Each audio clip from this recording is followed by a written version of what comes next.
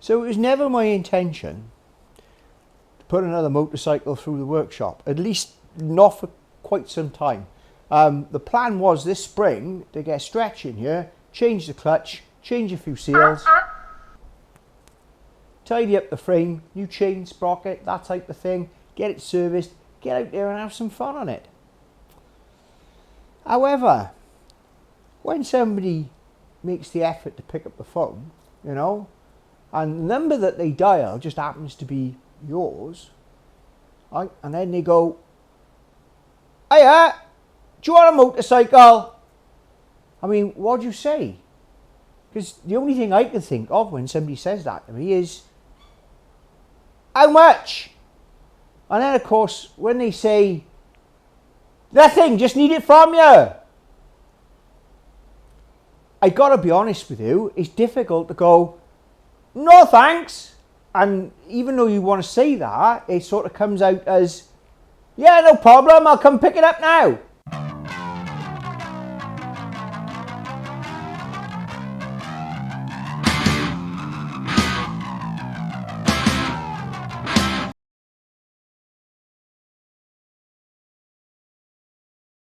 Can't look a free gift motorcycle in the mouth, can you? Obviously, the cost of doing the things that needs to be done to it will be significant, I should imagine. But we'll worry about that in a minute, you know. This needs to be put back on the road because it's too damn good to go out and do anything else. So what we've actually got here is a 1997 NTV650. Not a particularly groundbreaking motorcycle, nothing fantastically special about it. It does have a few tricks up the sleeve. It is more the sort of a bread and butter commuter bike that you would get, or you still buy. Think of the Kawasaki ER5 and you know, that type of thing. And obviously, this has been superseded by the later model had a big fair and a lot of plastic stuck all over it. This is the last of the naked ones. Arguably the better looking. You know? I suppose one of the things that stands out about this particular machine is the shaft drive, which makes it very popular with people who want to do it's a bike you can do distance on, allegedly. You know, it's a very well regarded motorcycle. I'd never heard of it before I'd actually sort of fell into my possession, but here we are, you know. And normally, like I said, I wouldn't believe that somebody would just turn around and say, "There you go." But I suppose I gotta believe it because we're looking at it, didn't we? Yeah. As you might notice, it looks as if it's missing a few bits and pieces. I have had a bit of a poke. You know, I wanted a, you know, proof of concept type of thing, and we've got honestly the plastic and the actual cosmetic side of things, in terms of what, you know, unbelievable. This bike genuinely has, yeah, that is real. I've checked it. I can't remember when we stopped issuing these things, probably about 2013, 2014, somewhere, I can't remember. Anyway, but it used to be a legal requirement to have one of those on your vehicle, and you used to have to go to the post office and do it all over the counter, and they used to keep, oh, it was fantastic. But you don't do this anymore. It's all electronic, right? So that's a bit of nostalgia right there. Might leave that. I like it. It has quite literally been off the road since mid-2010, which would mean that this bike has not been run since 2010, which is 15 years. Now, what happens to things when they sit for that long? Wow, that's a very good question. This is what happens to them.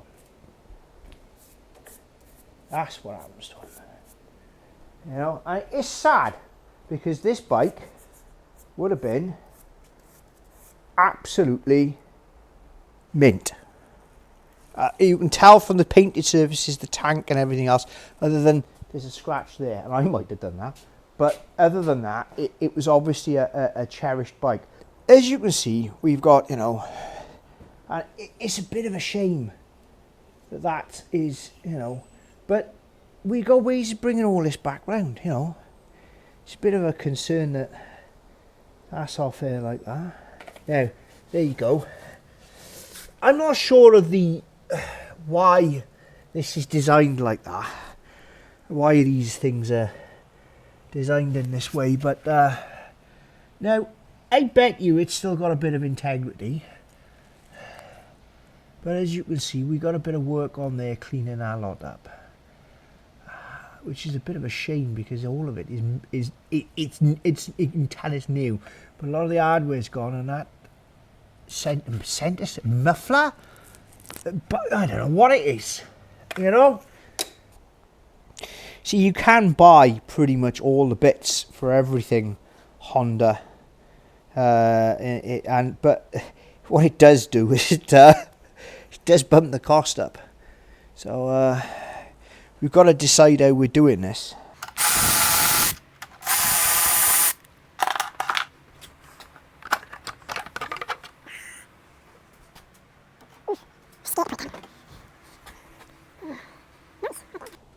It's always nice to see an intelligent design, or an efficient design, should we say.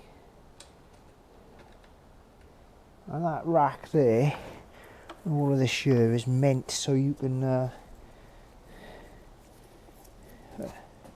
put racks on it. Let's put that back on there for now. Oh, what's that? What's missing from there? Yeah, that's the choke cable. But where does that actually go into? So it looks like we've only got choke on one of those. I'm going to have to look at the diagram and see how that works. But that there is an interesting, it splits the cable into two. So you, okay, I suppose the best thing we can do right now is get rid of that.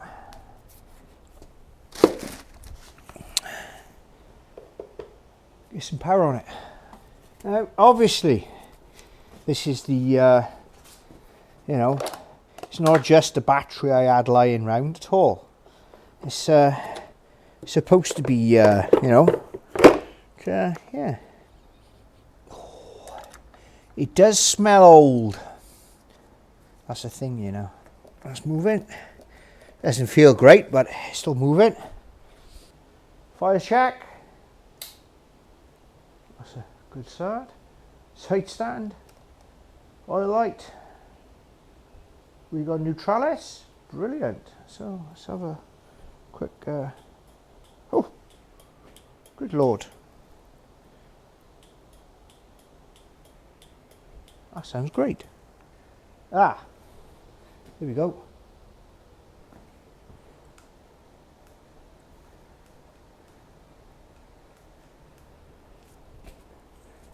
Aha! It's a bit of a different. Right, let's have a.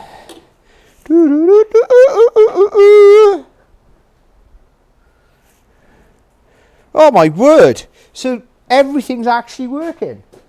Good lord! That's amazing. Oh, green.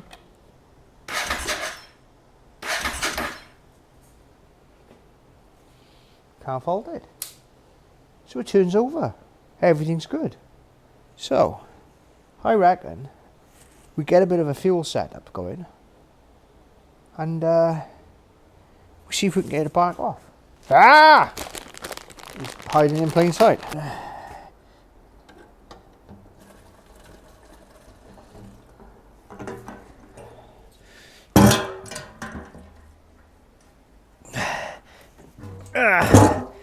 So,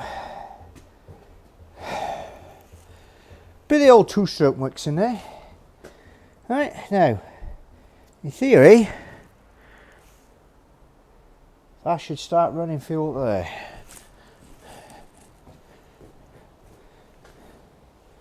Now that's higher than that, so it should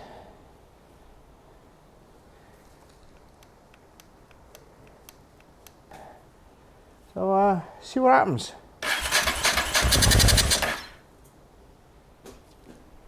Oh my God.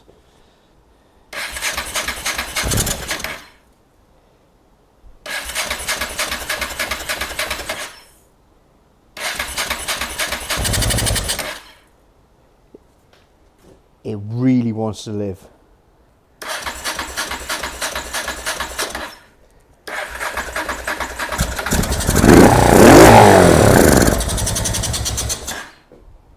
Well, yeah, so we've got life. I don't think it's drawing fuel through there. Need to check on that, but what we got going on here, that sounds lovely. Everything sounds lovely, other than the fact that we got no fuel. This is trying, God love it, it is trying. It might be that the way that all the pressures and everything, all of that crap works, is that we don't really have any option, and we will have to sort of oh, nobody smoke. We will have to deal with our fuel pump, and it's not the end of the world if we do, but it's not because I've got one there.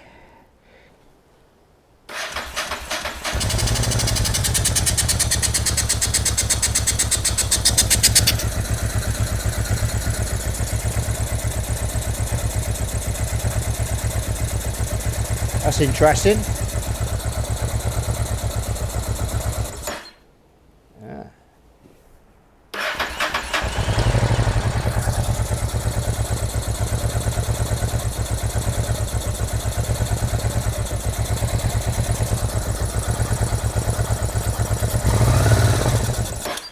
Interesting.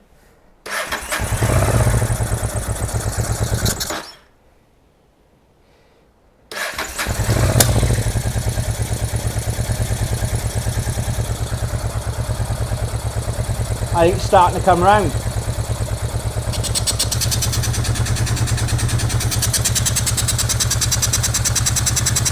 Oh, it's charging.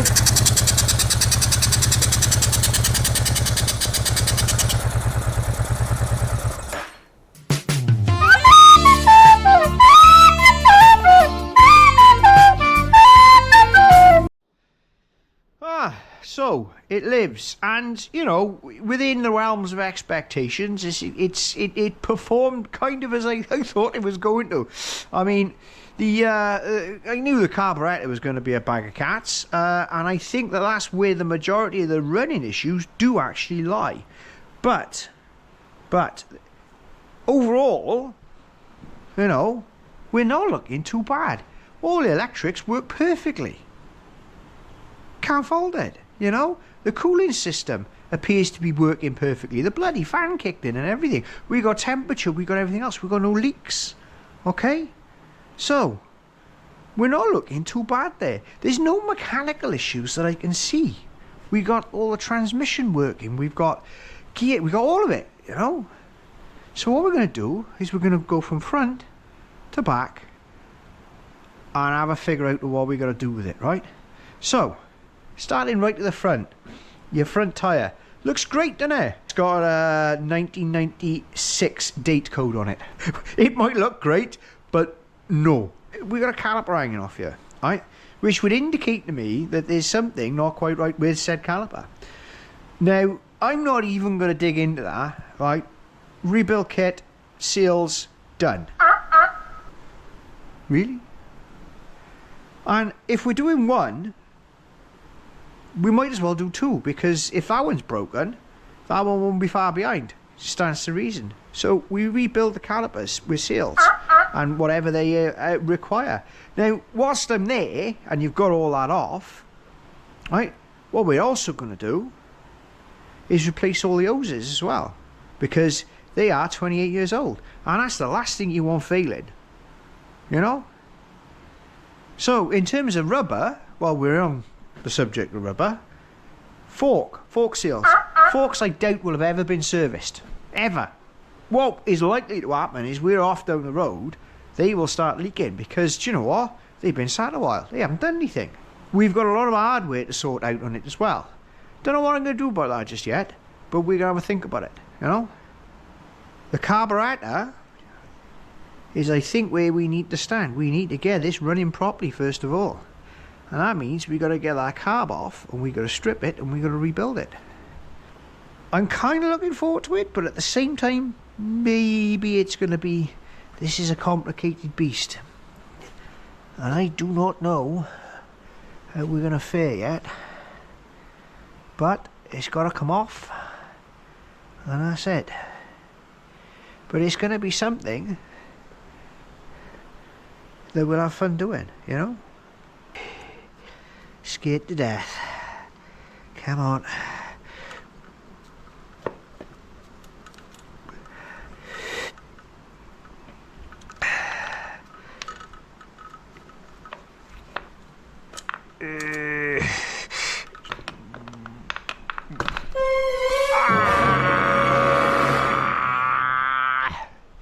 Oh, that's gonna hurt tomorrow.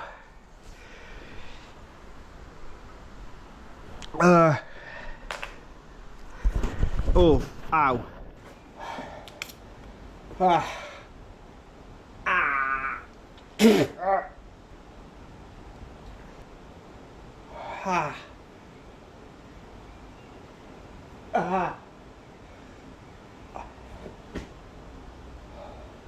Oh, came over all dizzy there.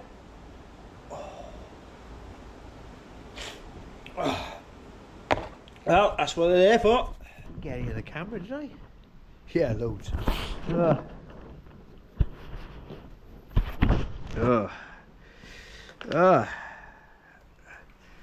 that should be. Oh, yeah. Now, what do we reckon?